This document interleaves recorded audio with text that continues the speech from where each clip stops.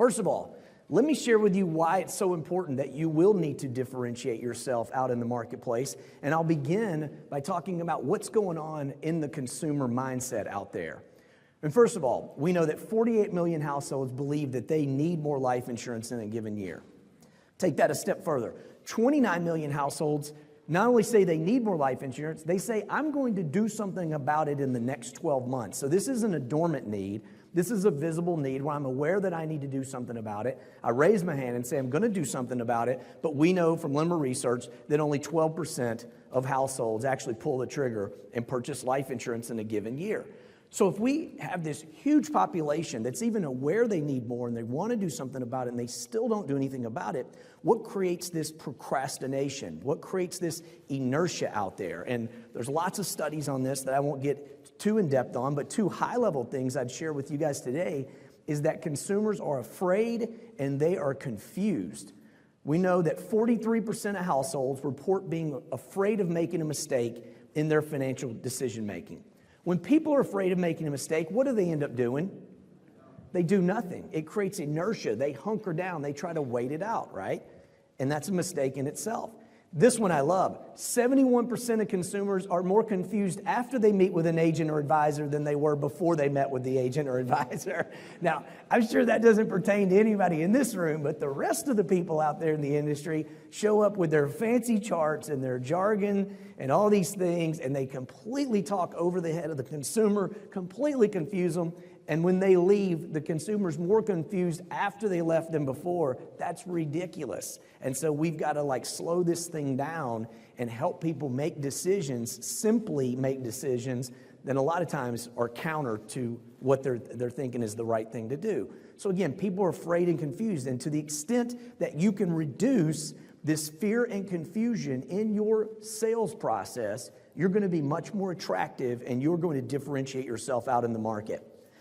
The other thing, and the reason you want to differentiate this, is because trust is under siege over the last 5 or so years in the industry. If you think about 2008, when we had the Bernie Madoff factor, or bank bailouts, or markets being down, and now everybody's seeing headlines about fiduciary, do you have my best interest in mind? It creates this mistrust out in the marketplace. And as a matter of fact, $1 Million Roundtable asked consumers, they did a study a few years ago, they asked consumers across all generations, has it become more difficult to trust a financial advisor today versus 5 years ago? And in the upper right, you can see 85% of consumers said absolutely it is more difficult to trust an advisor today versus 5 years ago. Interestingly enough, Roundtable asked advisors that same question, and that's the bottom bar. Only 59% of advisors or agents thought that to be the case. So there's this blind spot among financial professionals of this crisis of trust that's going on out there in the marketplace. And to the extent that you can bridge that and do things in your sales process that put you on the same side of the table as prospects and clients, you're going to bridge this trust gap. And I'm going to give you a few nuggets today to help you be able to do that even immediately. So remember early on when I was showing the Limra data about the number of people that know they need more life insurance and need to pull the trigger and do anything about it?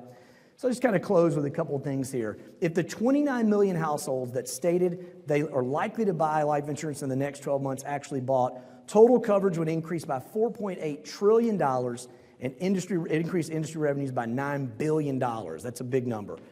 If the 48 million households who stated they need more life insurance actually bought, it would increase coverage by $9.5 trillion and add $17 billion of premium to the industry. This is a noble profession. We provide a financial safety net out there for the United States. Social Security pays out $1.9 billion per day. The life insurance industry pays out $1.6 billion a day. And so this is a major financial security and social safety net we provide out there, but I know it's not easy to do. Because of popular media and things like that, people have preconceived notions in their head. That's why it takes a courageous conversation when people don't want to talk about these things that are a very real part of life. And so you've got to connect with this power of purpose out there. You have to develop a missionary zeal that when you're on fire of going out there and spreading the word to help your clients and to push back and to challenge them when actions aren't aligned with intentions. It's mental toughness, and it's what you have to do to be able to do the right thing. Nietzsche said, he or she who has a why can endure anyhow. If you have a why behind what you're doing and your purpose, you can have those courageous conversations. And something happened to me earlier this year.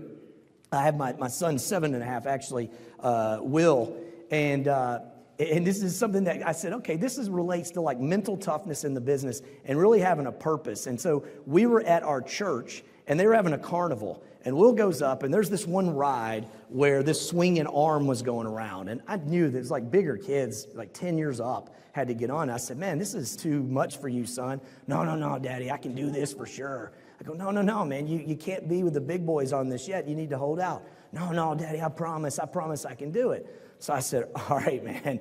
And I put him in there. And as I watched and observed what happened, it reminded me of this power of purpose. He wanted to be like the big boys. And the mental toughness of that. When you're facing the sea of rejection, you got to bounce back because it's the right thing to do. And Jeff, if we could show this quick video of Will to conclude, and then I'll wrap up with you guys.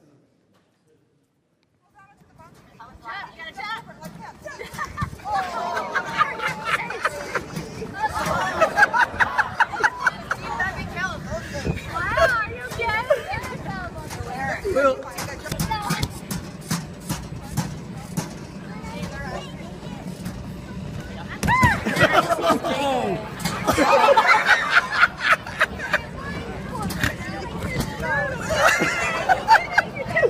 Good job, Will.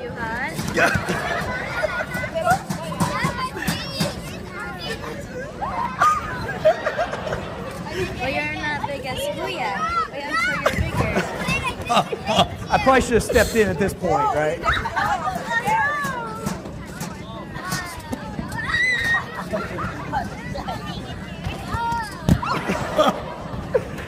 You okay, Will? All right, that's it, Jeff, in there. So the thing is, it's a simple business, but it's not easy, right? I mean, we're not out digging ditches, man. The stuff we're doing is right here in our psyche that keeps us from having these tough conversations. This is the ditch digging and the heavy lifting. It's in our mindset of doing what's right. Get that missionary zeal, connect with that power of purpose, do what's in the best interest of your clients, engage in these courageous, caring conversations. I just want to tell you, my honor to be here today. So thanks to Rich and AJ and Mark for having me. I hope you guys have a great conference. Thanks a lot.